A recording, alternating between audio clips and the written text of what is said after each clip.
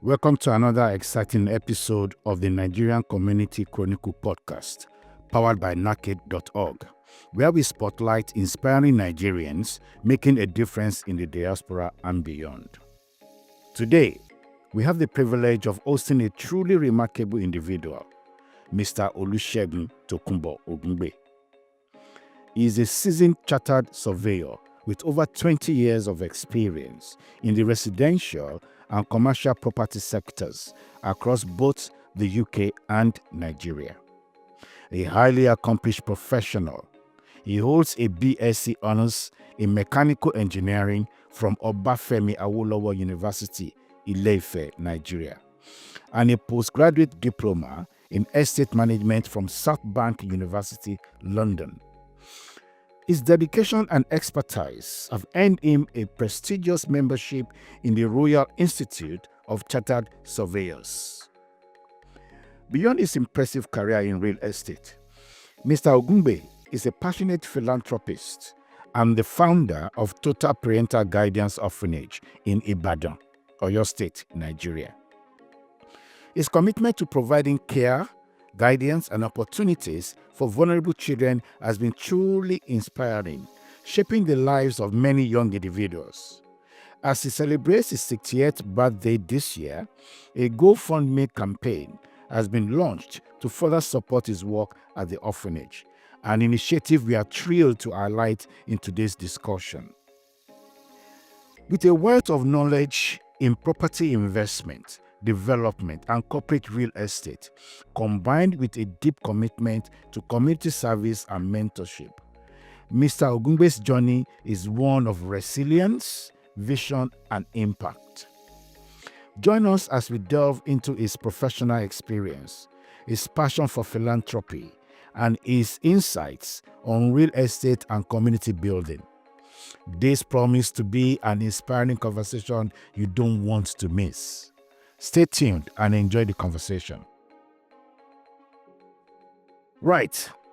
Mr. Ogungbe, it's a pleasure to have you on the Nigerian Community Chronicles Podcast. How are you doing today, sir? Thank you, Mr. Kolade. Well, I'm doing very well. It's been a very smooth day. Oh, good. And fantastic. Thanking God, yeah. We all thank God for His mercy. I think this very nice weekend. It's a bit sunny today, It's not as cold as yesterday, but which is really good. Oh, yes. Weather is bearable. Oh, that's good. Now, you have had a remarkable journey as both a chartered surveyor and a philanthropist.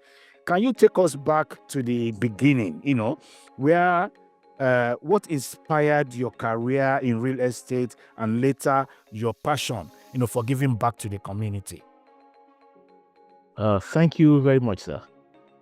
I came back into UK in 1989-90.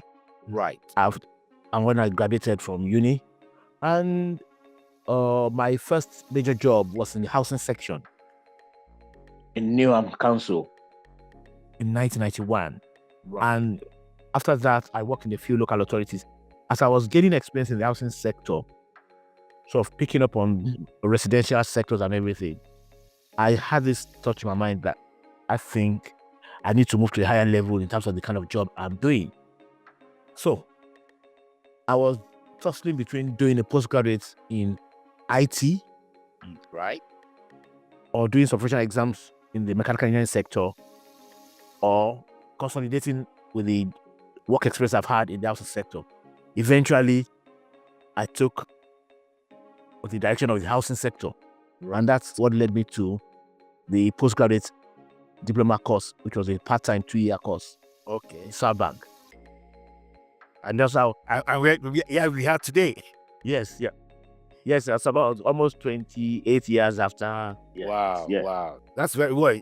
That's very true. You spent over 2 decades, in the corporate property sector, and working across both the UK and Nigerian market. So yes, how's that landscape of real estate evolved over the years in these regions, and what are the key lessons you have learned from your experience, both trading in Nigeria and in UK?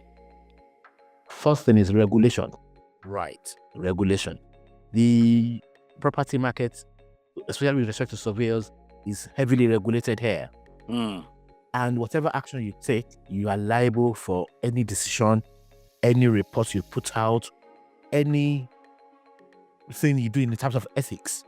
It's very, very well monitored by the RICS. And if you don't satisfy your customer, you know that there's a body who can put you to task. While in Nigeria, what you find out is that other people outside the sector can make incursions into that profession area without having any major qualifications. So that is one of the problems that I see. And then the second thing is the impact of property finance. Right. In UK and in Nigeria. The mortgage market in UK is quite strong, which enables a lot of people to be able to purchase houses with affordability and income or reconciliation. But in Africa, especially Nigeria, it's more of a cash environment where there's a big gap between people who are tenants and owner-occupiers. There is no gradual shift.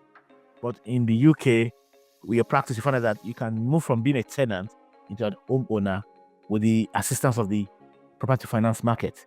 Yes. And the low interest rates. So that is one major thing which, while I was practicing in Nigeria, they tried to see what they could do. But you find out that the cost of finance for buying properties through the banks was higher than the level of return that you have. How would you have an average return of 6% on your property in Nigeria and take a mortgage loan at 18%? So that's a dead on arrival situation. But in UK, there's a council of mortgage lenders who monitor the economy and the impact of inflation, and they adjust the interest rates to fit the movement of the property market. So which is why you find out that there's a record of every single transaction. You can track it down. If you're doing a valuation anywhere, you support it with comparables, and it can be verified anywhere.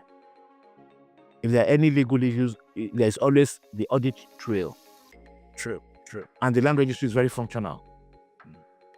But where is a cash economy, there is not, the control level is very, very low. That is one major thing. And you need to only have properties in choice areas for you to be able to purchase or to get property finance.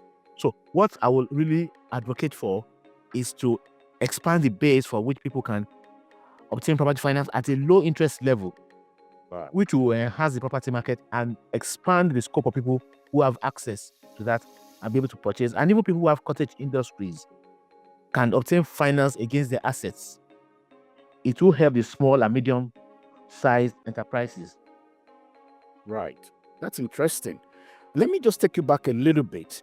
You initially earned a BSc Mechanical Engineering before transitioning into estate management. So what led you to this shift, and how did it shape your approach to property development? Well, after my first degree, I came here. I found out that the gap between what we studied in Nigeria and here, there's a bit of a wide gap. Right. So I actually went into the Institute of Mechanical Engineers exams. I tried some of the modules, and I realized they were doing some robotics. I passed some of the exams, and some of them, I banked them. And after trying once or twice, I realized, hold on. It was during the recession, 1990-91, so the job market was not very, very intense, and it was a major shift more into IT. And I was not that heavily IT biased. And I was telling myself, look, the kind of job I'll get will decide in which direction I'll go to.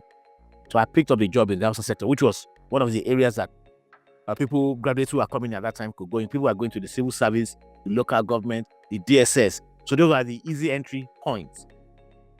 So with my experience in the Newham and the other boroughs that I worked in, was actually while I was working in Corporation of London that I saw this advert. And I said, postgraduate course in South Bank. And I approached my exam manager then, and they gave me 1 day off. Okay. And I started that program. And I was actually the course rep for the course for 2 years. Wow. So I did quite well in the distinct evaluation, had a decision in some of the subjects. And because of my mathematical background, Right. a lot of people who study estate management are normally from social sciences or humanities. So they normally struggle with valuation, but they're very good with construction. But somebody like me with mathematical engineering background, all the valuation courses, I was flying through them. And my course director came and said, "What's your background?" I said, "Engineering." He said, "That's the reason why." Because I think I did one test and I think I got 100%. And he said that they haven't had this kind of thing in a long time for a postgraduate test exam, 100%. That, well, I think they will advise me that I will follow the valuation option, whatever I was doing. And my specialty then in that course was property investment analysis. So Okay. I was more of the mathematical bit. Behind it. So that's why I actually had a friend who was in the profession already. Actually, two of them. One of them is late now, and he actually encouraged me when he did his RICS. Then he got the prize for the best project analysis UK. Yeah. So his name is Gokedetunde. Okay. So rest in peace. Yeah. And then I had another friend in Car Motor Show. He too was settled down, and so they had people who sort of mentoring me as I was going through the stages. And after I did that, I had to do the interim assessment. So I attached to a small company to go through the interim assessment, the final assessment to pass the interview. Because the interview to become a chartered surveyor was a hard task.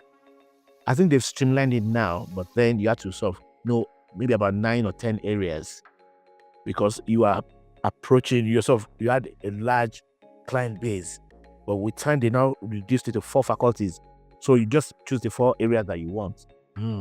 Maybe valuation, residential, management consultancy, and one other thing. Yes. So those are the 4 areas that we embarked on. Okay. And I was able to focus on that, and that's guided the areas which I'm operating up till now. Up to today. That's interesting. Still on the same topic, as a member of the Royal Institute of Chartered Surveyors, RICS, what are some industry best practices that you believe professionals, especially Nigerians in the diaspora, should adopt when navigating real estate investments? First of conflict of interest, ethics. If I've had a situation where maybe somebody I know, I get the instruction from the bank and I look at them and say, "This is somebody I know." So I have to tell the company, "Sorry, I won't be able to undertake this. This is somebody I know." It was actually one where we go to the same church. My children or the children of those people are friends, and I know that whatever I do, either which way, this is only going to bounce back on me. There is no way. I just tell, "Sorry, I know these people very well. I can't do this." Ask it to somebody else in the team. So conflict of interest and acting above board. Right. Because sometimes the property market can be a bit funny. There are some people with sharp practices, regardless of their background. The property market is a bit shady. I can tell you that. Yeah. Regardless whether it's UK, whether it's Africa, anywhere, property market can be a bit shady. So, but you just have to make sure you operate above board, and there's no conflict of interest.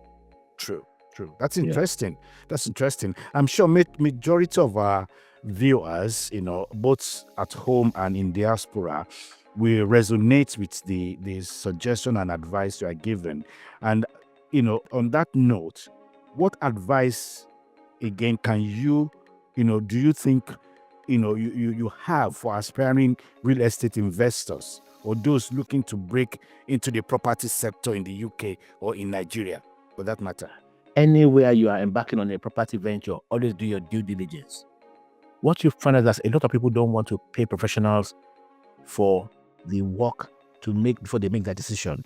Even some people that are close to you, what do you think about this or this? And I tell them, look, what do you want to do?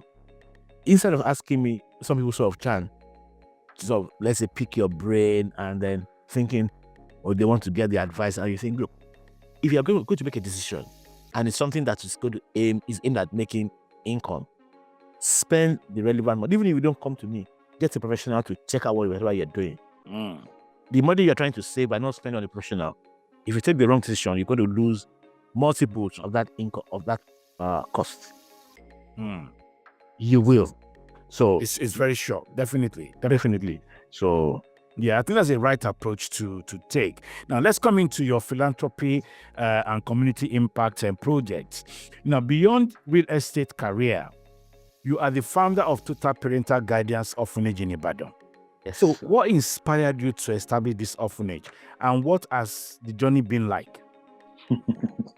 I know that's an interesting one.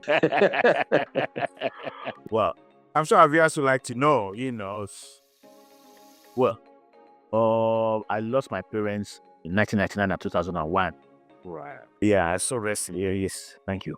And what I found out was that as at the time I was living in the UK, and I was thinking of what to do with the property because there are some tenants there, and my part of the house was empty. And while I was working on what to do, some divine inspiration came. I prayed about it and got some of my friends who are my prayer partners. And after getting the divine go ahead, I started the initial planning. And the planning took me 5 good years. Wow. Because getting the layout, thinking of registration, getting a constitution, getting the personnel that will be the dream sharers. Because before you even employ anybody, you need the dream sharers who are going to go along with you. True. Yeah. So first of all, the 3 trustees, myself, the person who is administrator, and the third person, Mr. Olasokwe. The second person, administrator, Mrs. Oladeko. So we started with that. And then one of my friends is passed on now, Mr. Akunle Ogunbe of blessed memory. Oh. He was in UK at that time when we started the plan, and then he went back to Nigeria. And for the better part of the 5 years, he was by my side most of the time in handling the registration, following the all the requirements that we need to comply with in the Ministry of Women's Affairs and Children's Welfare. That's in Oyo State. That's in Oyo State. Yeah, we have to do the registration and then get the requirements of what we have to follow, the facilities to provide, what we need to do here, and then what are the things that we need to satisfy before they can give us the go-ahead to be registered. So we have to follow that, and then reshaping the house to suit the needs of children, the safety factors, number of bathrooms, number of toilets, where the kitchen is, and they were doing some inspections for us from time to time, and then getting the old premises refurbished to fit the requirements. So that took quite some time. And then I had to start raising funds. Because I came across some people who had self-operated some orphanages prior to mine. And one of the first things they told me was, look, before you start on day one, you must have minimum of 2 years operation funds in your account. Because it's going to take time before people know you. It's going to take time before people start contributing. And you need to make sure that your staff are well paid. There's food, there's funds for clothing, all the other facilities, electricity, water, so many things that you need to take care of. So I got a bit of my funds as I was back, and then some along the line I was coming across some dream helpers. And sometimes when I get stuck, I have to go back to my foundation and say, Father Lord, you need to help me with this. And with time, I get help from some people in Bisabel, and some people, God sent them to me, and they were giving me money from time to time. And we were able to finish all the refurbishment. We had to actually build one building which houses the kitchen, the store, and the laundry within the grounds. And that was after the approval by the ministry that, yes, we could do that there. Because we had to make sure that where food is being cooked is not where children can run into. Right. Where you have to store the food so that it's not contaminated, the laundry area, and then even toilet facilities for staff, because it's a 24-hour job. Yes, that's correct. On site, morning, afternoon, and night. And some of the children that we were given when we started were small children, like set of twins that we have now. At the moment, out of the 23 children that we have 5 sets of twins. Wow. Yeah, and the 15th anniversary, we got an award a merit award from the Oyo State government for the best of taking care of twins in the States. So, and the first set of twins that came were 2 weeks old, and they were born premature straight from the incubator. So straight to us, and then we had to get one or two. Most of the initial people that we employed were nurses or qualified nurses or auxiliary nurses. Which Right. because of the small children, so that we make sure that all the initial things were taken care of, and we were registered with the Children's Hospital Oni and Sons near us. Yeah. And then we had another clinic, which was one of the governing council members of Stability used to give us some support with some of the medical advice that we needed. So it was rough at the initial stage, very, very rough. But I'm sure God God has paid it. Yeah, I know. It's quite inspiring, journey. Of course, I know I've not done one before myself, but I know running an orphanage will come with its unique challenges, and I'm sure you've kind of touched on one or two of them. But would you mind to, elaborate a little bit more on some of the biggest hurdles you faced and how you have been able to sustain and grow this initiative, and maybe a little bit more about the children, how they were brought, how they were grown, and a bit of achievements as well, a bit of good story behind the efforts? Well, some of the major things that you have to take care of is staff motivation, because it's a thankless job, and some of them are mothers, and you have to make them motivated, because even if the matron is not there in the night or whatever it is, or they're there sometimes, especially when the children are young, when they fall sick, they sort of have to take care of them. So you have to keep the staff motivated, and if you don't do that, the attention to detail and the care of the children will suffer. Very true. Very, very true. So you have to emphasize and know that they are adequately remunerated. And you make sure that the ratio of staff to children is adequate. Right. So in as much as you're taking care of the children, you have to make sure that the staff are happy. If you go to any orphanage home, you can tell if the staff are well treated or not. Just take a look at the children. I can tell the children. Yes. So I've been to some orphanage homes, and each time I carry the children, when I get there, the staff keep asking me, not many people do this here, but how do you manage it? And I told them, I think I went to one orphanage in Abuja. One of the children would not leave me for about 2 hours. So I had about 5 children, 2 on my lap, 2, 1 on my shoulder, 2 in my arms. I used to. Wow. And after some time, the children, I think one of the officers said, "Mister, you are different. We don't get this very often." I said, "Yeah, I have an orphanage home in Ibadan." They said, "No one did it." Because the way I was playing with the children is like, up till maybe about 3 years ago, when anytime I go into the home, all these children will run on and jump on my back. Even the ones that are almost in secondary school. Because whenever I come in, I have to carry each one of them, throw them up, catch them, and cool. Even if they're 10, I have to do that process each time I come in and I go out. And they say, "Oh, big daddy. So now some of them are about finishing secondary school. Right. And you look at them, and now they've sort of metamorphosized from the small babies there to teenagers and everything. It makes you happy. So the staff morale is very, very important. That's very true. I agree with you 101%. And it shows in the way they maintain the premises, they maintain the facilities, and the way they react to guests. Because if they're not happy, when guests come, it's a case of, it's not my job, it's not my initiative. Yeah. But when you take care of the staff, you will have a very joyous and bubbly environment. And the children too, they can know, if they want to misbehave, they can monitor the children. Staff morale, very important, and motivation. 2, awareness and raising of funds. And transparency. You have an organogram, or you have an organization where you have the administrator who is there, who does the financial planning. You have the matron who handles the operations. You have the senior care, and then the other ones are there. You have a driver, you have a security man, and you have an admin officer as well. So because I have to present reports to the Ministry of Welfare every month, and to the local government as well.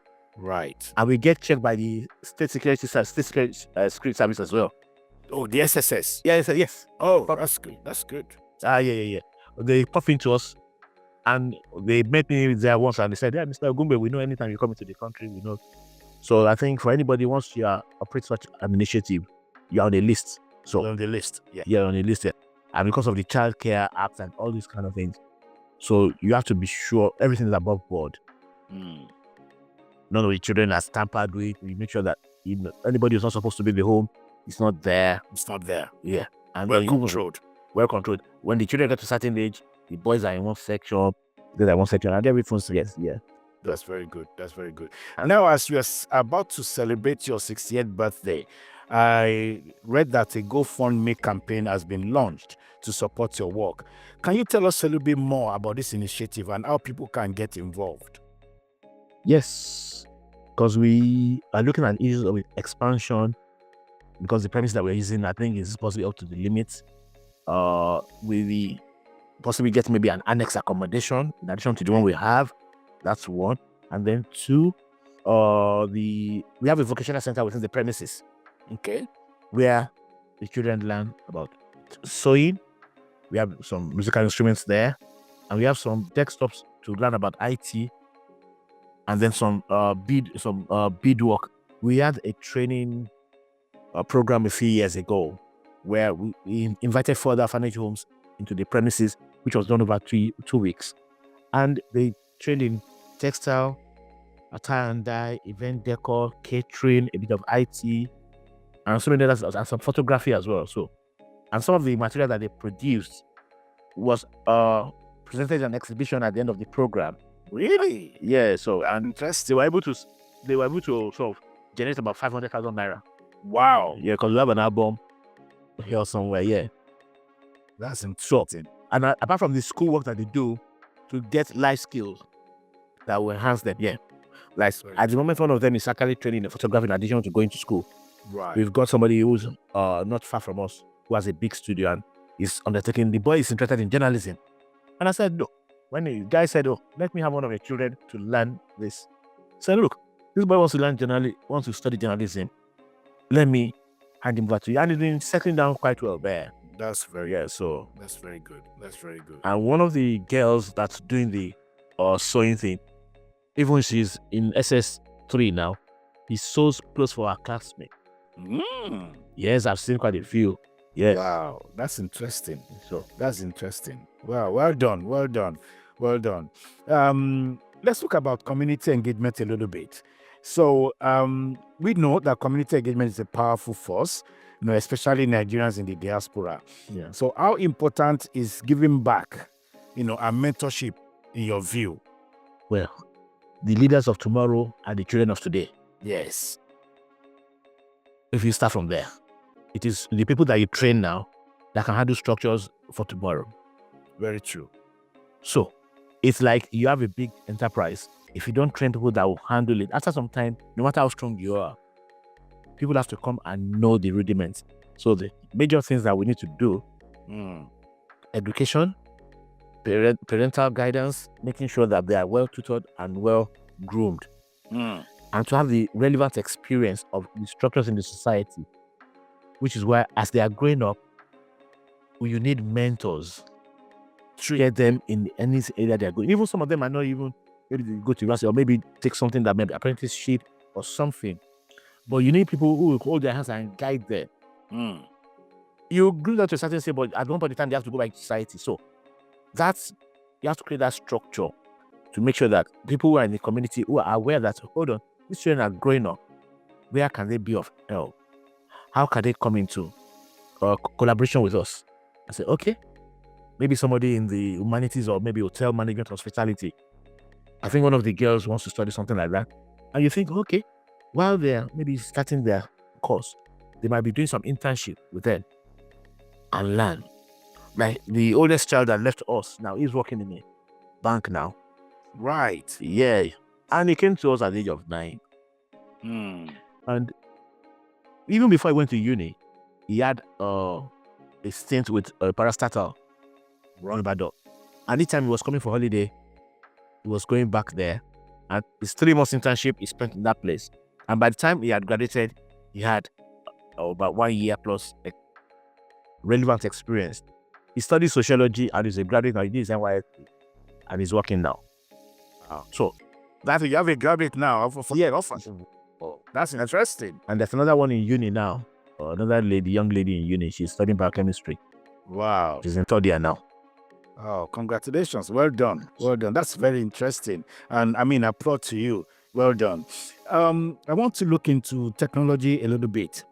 Yes. Well, as a registered member of NACED yourself, I'm sure you know, and that's, we aim to create a strong, connected network of Nigerians worldwide. What advice do you have for those looking to stay engaged with their heritage and communities while living abroad? You must have something that links you to your foundation. Yeah. It could be in different sectors. Some people could be in the arts, it could be in the it could be in the IT, it could be in the finance. Have something that links you back to your roots. Because now, if that foundation was not there, I'm not sure whether I'll be going to Nigeria. Maybe I might be traveling maybe every once in 5 years. But that every day, whatever it is that's happening in Nigeria, I'm always abreast because I know it affects what I'm doing. So, whatever area that you are linked up with in the IT world, in the social world, whatever it is, you need to be sort of make sure that you make a positive commitment. And this is your connection, your network that can help. True. Like the GoFundMe that we're trying to do now, it is only with you coming in partnership with us and with your strong network, you can propagate us to a different level. There's only too many letters we can write. Very true. But your network, if you place it in the hub, different people, somebody might be looking for something similar to that. They might not be able to do it themselves, but they're looking for an enterprise or an initiative to help or to log into or plug into, which is a case of win-win. We need support. They need something to plug into. Your association or your platform, very useful avenue for achieving that. Fantastic. Thank you very much for that elaborate recommendation. As we are getting to the end of the podcast, but before we conclude, is there a message you would like to share with our audience, especially Nigerians in the diaspora, about staying resilient and pursuing their dreams, just like you have done? Yes. With faith, nothing is impossible. Because this ministry has tested my faith. And sometimes when I have some issues I'm worried about, if I remember some of the situations that we've gone through. We've been in a situation where we had only 2,000 naira in the account at the beginning of the month. Wow. No money to pay salaries, no money to buy food. But God intervened. Like even the GoFundMe that we are looking at now, we have a high target, £30,000, but I know it's achievable. He only needs people, 2 or 3 people who are well off to be touching. Yes. But the thing is, there is no success without a story. That's true. Because I always say, testimony is testimony with God. If you see somebody giving a testimony anywhere, or giving you the story of something, do you know how long he's taking it to get to that point? I've had people who have founded other homes after me. And I sat down one of them and said, look, get this, make sure you have this, and make sure you have this in place. Your governing council members, people that can advise you, you need people who can look you in the face and tell you the truth. The truth. If you are running an initiative like this and you cannot take criticism, you can't get anywhere. That's true. You must be able to get advice. Some people will make jest of you. I know people told me, oh, you are looking for government grant or maybe foreign grant. I said, well, I will do what I can do. I will not take more children than what I can afford to take care of. And I always actually encourage people to go there and see for themselves. No matter what I tell you, I say, anytime you're on ground, please pop in there, speak to the children, one of my friends, I think the last time he went there was 2009. He went last Saturday. When I was speaking to him by video call, I could see him wiping his eyes because he saw those twins when they were less than 1 year old. And then he saw them, he was wondering, wow. So, perseverance, holding on to the cause that you believe in, to that initiative is very, very important. Because if you're going to open new avenues for other things, the experience you're going to have is different from what people are going to follow you from behind are going to have. Very true. If you're a trailblazer, like the platform you have now, you are possibly one of the first people that will start this kind of thing. Breaking through those barriers is going to be tough, but when you've gone through that, people are coming behind you are going to learn from your experience. That's very true. So, just like the children that we are monitoring, when the first one went to uni, the second one, when the other ones are doing GCSE now, oh, we know this is the lesson to take this one to, this is the place to take this one to make sure that they do very well. Because we've done a few already. It's easier. So you have experience. Yes. And when you're setting out, you take the right advice. Don't try and cut corners. Don't try and cut corners. Like what has actually happened with this, the Davido initiative. If you're looking for the list of orphanages that are registered, all you need to do is go to his list. Because they've checked every single documentation, including the anti-money laundering certification, the Association of Orphanages in each state. You have to have all the certifications available before they can put you on his list. So anytime they post anything about this list or anything, I'll just get people and come, you saw your name of your home on the list. That's because we were able to satisfy the requirement. All the requirement. And when you started that thing, maybe in a particular state, about 1,200 people applied. Maybe there were only about 300 or 200 that qualified with the right qualification. So another thing, you just make sure that you have everything above board and make sure you vet the people that you employ. You make sure you check on them and make sure that finances are not wasted. Because the people that are giving you are giving out of their means. Yeah. Some people squeeze themselves. So you have to be sure that everything is clear, that nothing is shrouded in mystery. Nothing is shrouded in mystery. So transparency, very clear. Even if people are making donations, you let them know it is not from my own pocket. And you make sure that you have a structure where there are checks and balances. That's true. Well done. Thank you very much for that. Mr. Ogungbe, how can people connect with you or learn more about your work and the services you provide? Yeah, we have a few platforms. We have our Instagram platform, which is being monitored by one of our ambassadors. Yeah.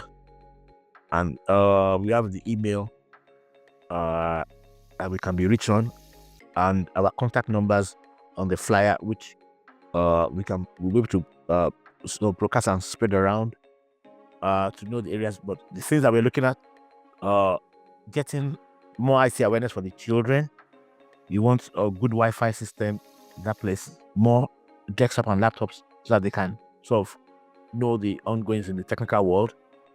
Improve our library, more books for them to read, relevant books, not just books that maybe will not useful to any of the children growing up, or outdated books. And then improve facilities, more medical support, general medicine for children to use, and possibly you can get some additional accommodation. It will really be useful for us. Yeah. Do you have a website or like a telephone number, or maybe the address of the orphanage? Because I'm sure some of our viewers will like to actually visit the place if they have the time or if they are in the location. So people would like to know more about, the orphanage. You want to share that with our viewers? Yes. The email, the website is www.ppg-orphanage.org. And then we have a few phone numbers. I don't know whether I'll be able to text them to you or. Okay. Yeah, we can put them on your section on the portal. Actually, that would be possible. Yeah. Yeah, because you have a Facebook account as well. Yes, you have a Facebook account that is linked to the website, which can be accessed from the website as well. Okay. You're right. We have a Facebook page, and the Instagram one is actually very active because a lot of the publications news releases are done from time to time, like maybe every week or twice a week. Anytime we have any major visitations, it's sort of there's one person who is responsible for that. Okay. So any events or things. And where is the orphanage located in Ibadan? It's in Olu Estate. For anybody who's conversant with Ring Road, it's right behind the MTN regional office as you enter the Olu Estate. It's the first turning on the left after the MTN building and Concord School. Yes. Yeah. All right. I think I remember that location. That's opposite Mobile, isn't it? That's the one. Yeah. That's the one. Yes. Oh. In fact, Mr. Ogungbe, thank you so much for sharing your invaluable insights and for your incredible contributions, to advancing equality, diversity, and inclusion. Please, sir, do you have any final thoughts or message for our audience? I would say always look at the environment around you and see how you can make a positive impact. Because we grew up being mentored when we were young, and as we are this age now, we mentor people, and the people that you are mentoring are going to mentor other people. The people that we are raising now are going to be the captains of the industry tomorrow, of the society, and it is what we mentor that the other people will reap. So every little effort by everyone will be appreciated. Right. To our audience, don't hesitate to connect with Mr. Olusegun Tokunbo Ogungbe to learn more about his impactful work. Also visit nake.org to stay engaged with your Nigerian heritage and community. Follow us for more inspiring stories and thought-provoking conversations like this one. Thank you, and God bless. Thank you very much, sir.